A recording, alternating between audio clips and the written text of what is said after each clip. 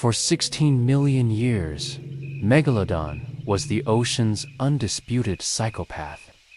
Nearly 60 feet of pure muscle and nightmare fuel, with jaws powerful enough to crush a car.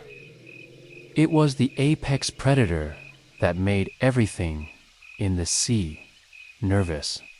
But there was one creature that made even Megalodon think twice before showing up to the hunting grounds. And frankly, it should terrify you even more than the giant shark. This is the story of Livyatan melvillei, the whale that challenged the king. Picture the world 15 million years ago, during the Miocene epoch. You decide to go for a swim. Terrible idea. The oceans back then were nothing like today. They were warm, shallow, predator-packed nightmares. Global temperatures were higher, turning the seas into giant warm bathtubs.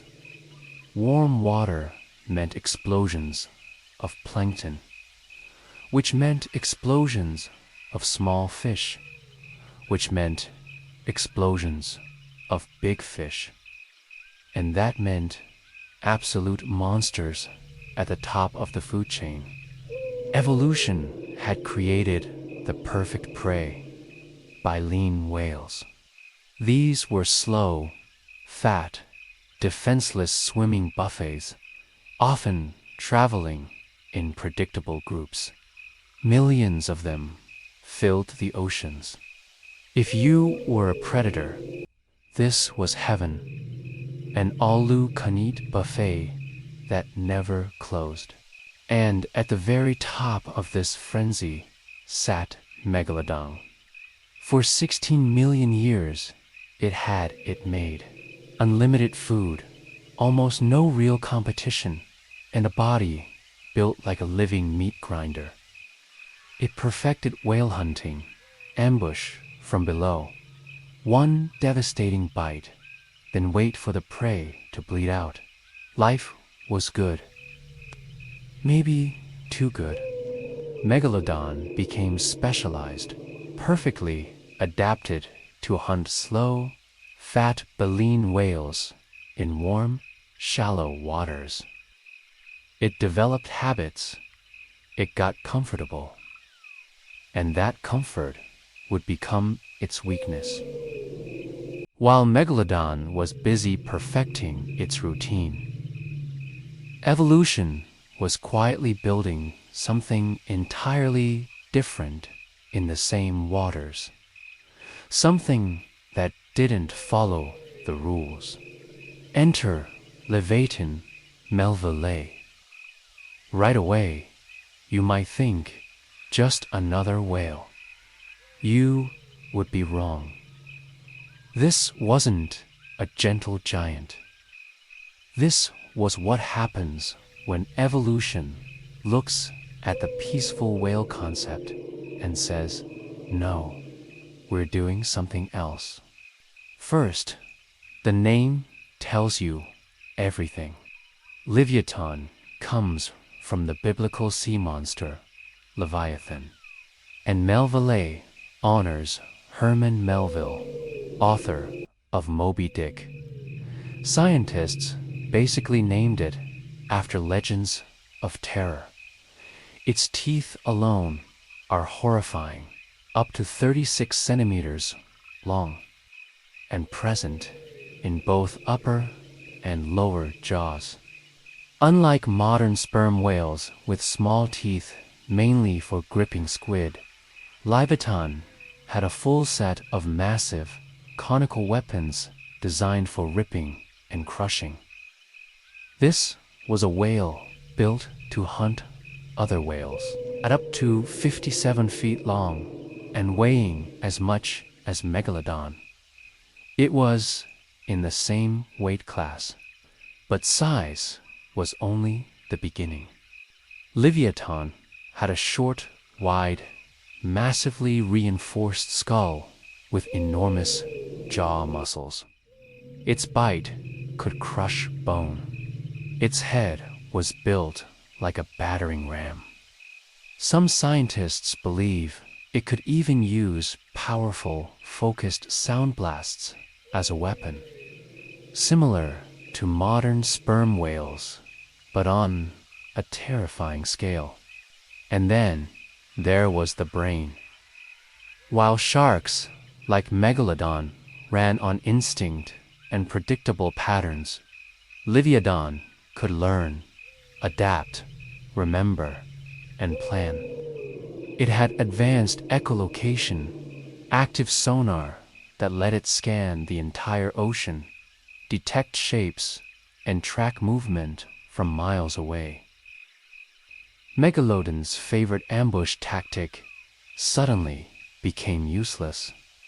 These two titans occupied the same hunting grounds, targeted the same prey, and lived in the same warm Miocene seas.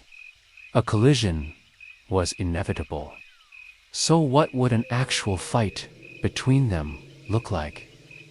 Megalodon's strategy was always the same: ambush from below, deliver one massive bite to a vital area, then retreat and let blood loss do the rest.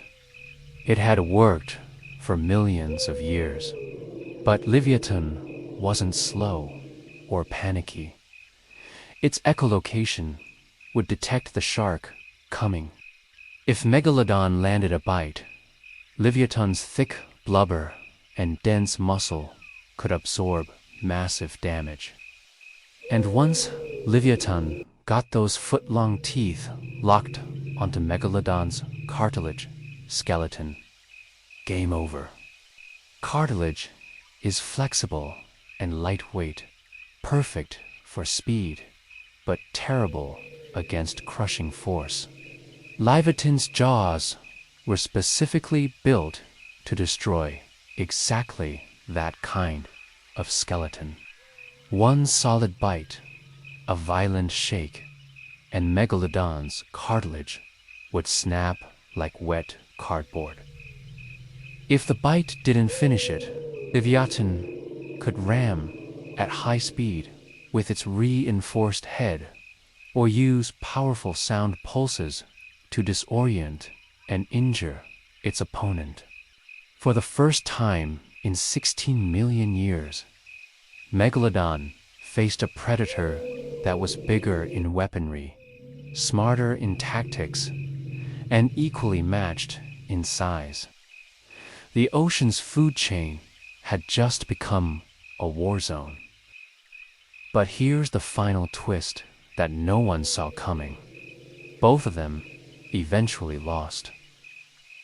Around the same time, Livyatan disappears from the fossil record. Megalodon begins its long decline. The climate cooled. The easy-to-catch baleen whales largely disappeared. The warm, shallow hunting grounds changed.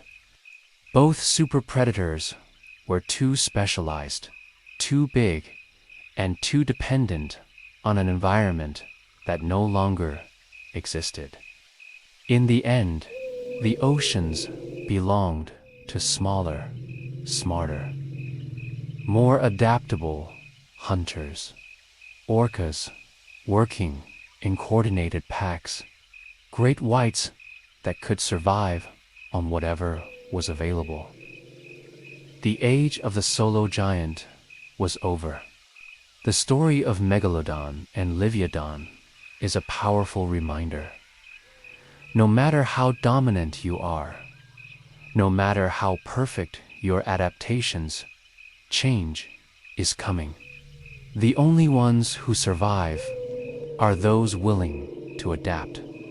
Nature doesn't care about your winning streak. It only cares about who can adjust when the rules change. I had an absolute blast researching and telling this story.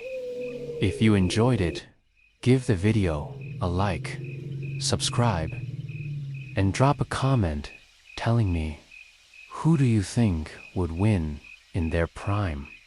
Megalodon. I read every single comment. If you want more deep dives into prehistoric monsters and ocean mysteries, hit the notification bell. There's a new video every week. Thanks for watching. Stay curious, and I'll see you in the next one.